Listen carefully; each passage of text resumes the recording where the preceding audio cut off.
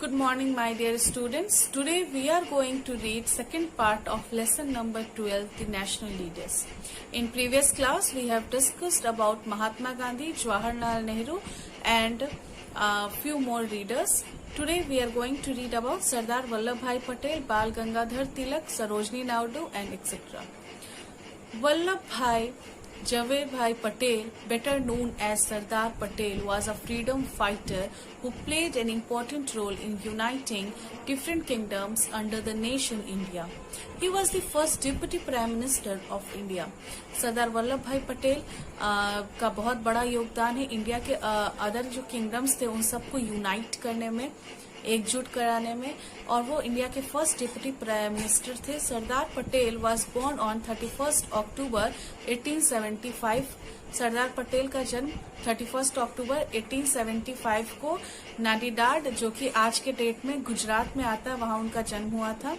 After his early education he went to study law in England.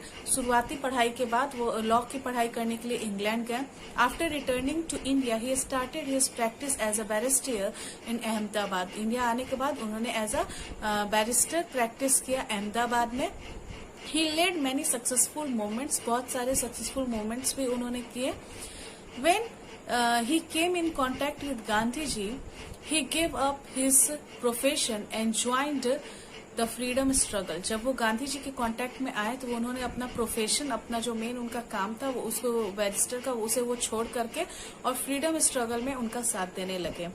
He was a firm supporter of Gandhi जी. गांधी जी के वो पूरी तरीके से बहुत ही बड़े एक सपोर्टर थे. He assisted Gandhi ji in non cooperation movement, और गांधी जी को उन्होंने असिस्ट किया था नॉन कॉपरेशन मूवमेंट के दौरान, सिविल डिसोबीडियंस के मूवमेंट के दौरान एंड क्विट इंडिया मूवमेंट के दौरान. इन तीनों मूवमेंट्स के दौरान उन्होंने गांधी जी को असिस्ट किया था.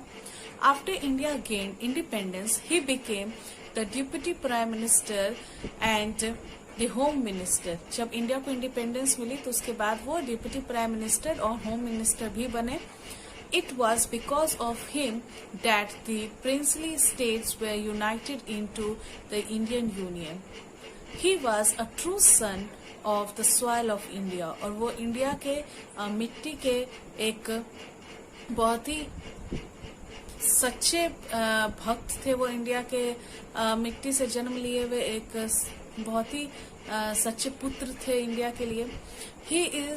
He also known as Iron Man of India. उनको आयरन मैन ऑफ इंडिया भी बोला जाता है. He died on December 15, 1950 at Bombay.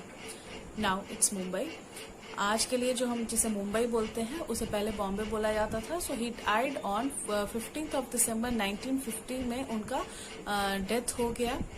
Next national leader which we are going to read about is Bal Gangadhar Tilak.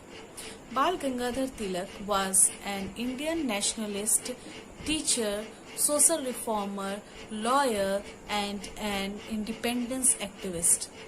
He was the first leader of the Indian independence movement. He is also known as Lokmanya Tilak. इनको लोकमान्य तिलक भी हम लोग बोलते हैं. और ये एक बहुत ही सक्सेसफुल इंडियन नेशनलिस्ट भी थे, टीचर भी थे, एक सोशल रिफॉर्मर भी थे, लॉयर भी थे और इंडियन एक्टिविस्ट भी थे. Tilak was born on July 23, 1856 at Ratnagiri in present days state of Maharashtra. Maharashtra के रत्नागिरी जिले में उनका जन्म हुआ था 23 जुलाई 1856 को. Tilak graduated from the Deccan College Pune in 1877.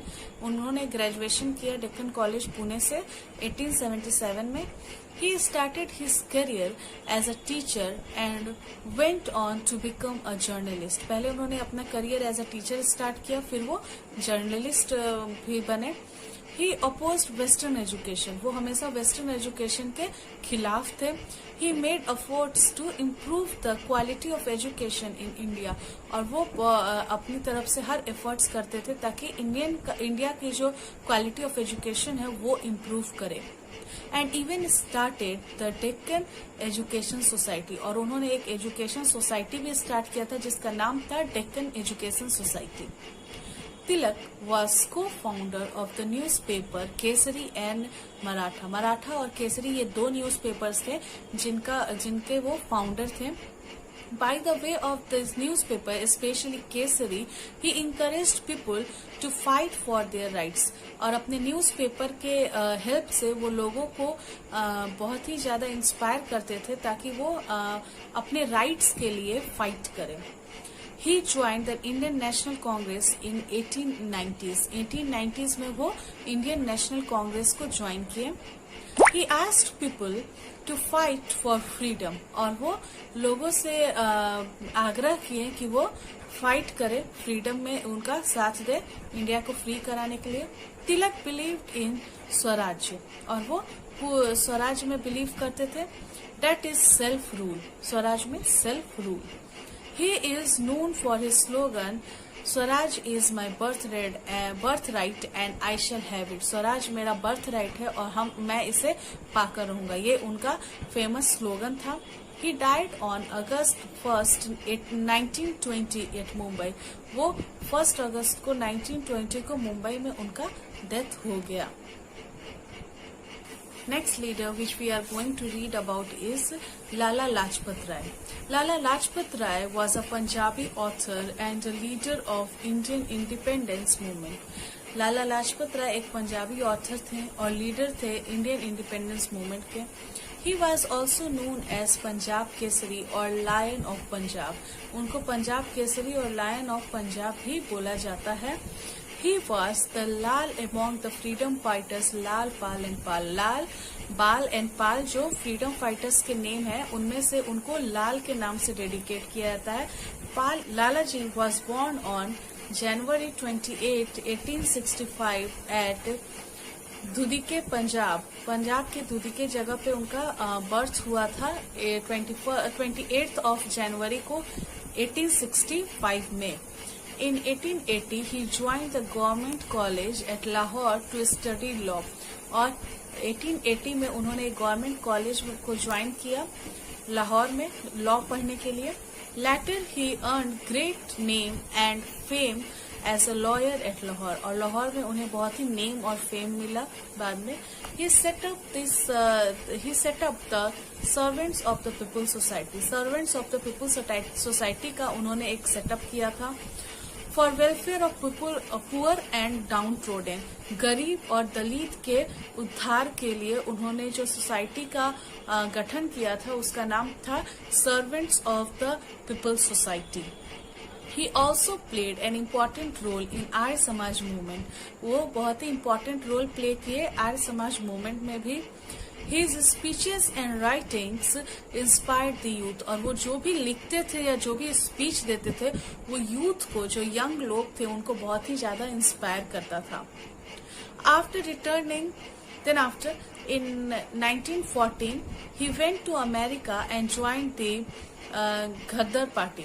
वो अमेरिका गए 1940 में और वहां पे गद्दर पार्टी को उन्होंने ज्वाइन किया. After returning he was elected as the president of Indian National Congress. और जब वो वहां से वापस लौट कर आए अमेरिका से इंडिया तो उन्हें इंडियन नेशनल कांग्रेस के प्रेसिडेंट चुने गए इन कैलकाटा सेशन, जो कि कैलकाटा सेशन में उनको चुना गया इंडियन नेशनल कांग्रेस का प्रेसिडेंट 1920 में.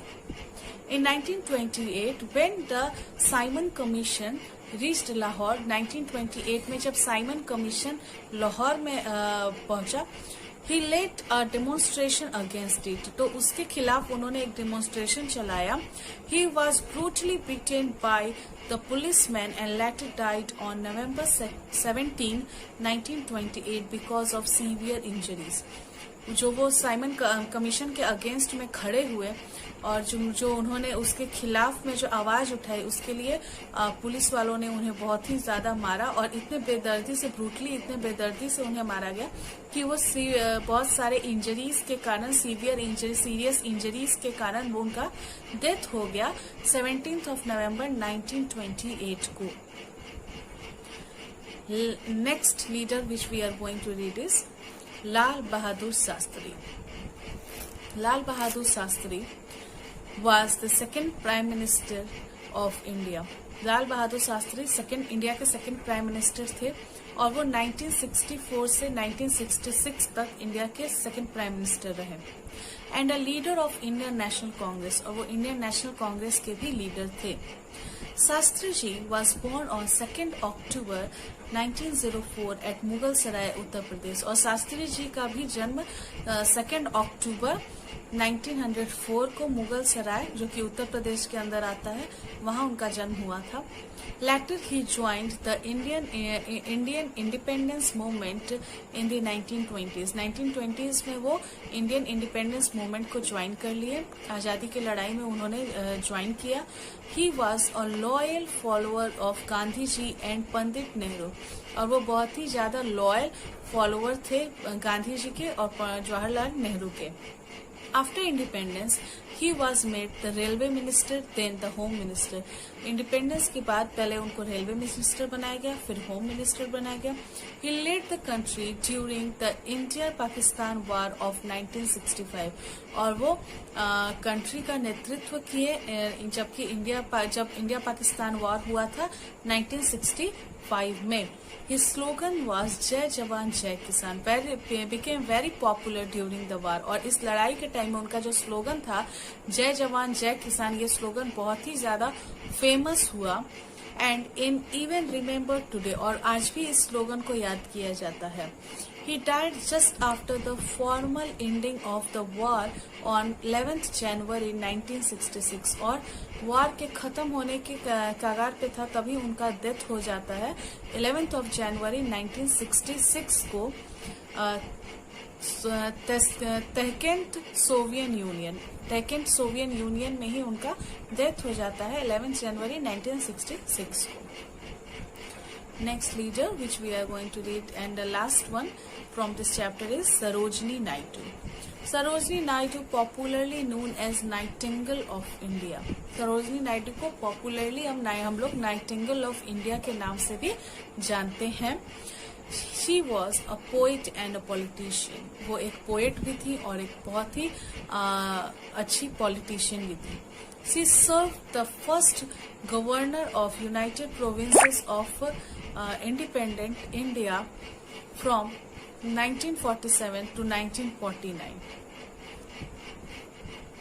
Sarojini Naidu was born on 13th February 1879 in Hyderabad, now in the state of Telangana, जो कि आज तेलंगाना के अंदर आता है। उनका जन्म, सरोजनी नायडू का जन्म हुआ था 13 फरवरी को 1879 को हैदराबाद में।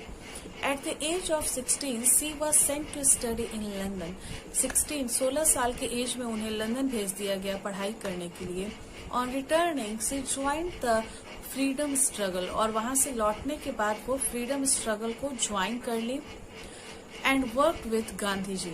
She was the first Indian woman to become president of Indian National Congress, और वो पहली विमेन थी जो कि इंडियन नेशनल कांग्रेस की प्रेसिडेंट बनी।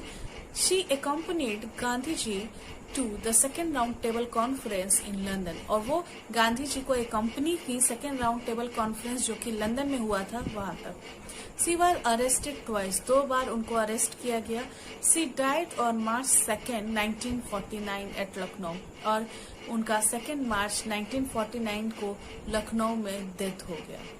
So that's all, students. In this chapter number 12, we have read about many national leaders and we have gained so many informations about them. I request you to once more you go through this chapter so that you can understand it well. Thank you, students. Bye-bye.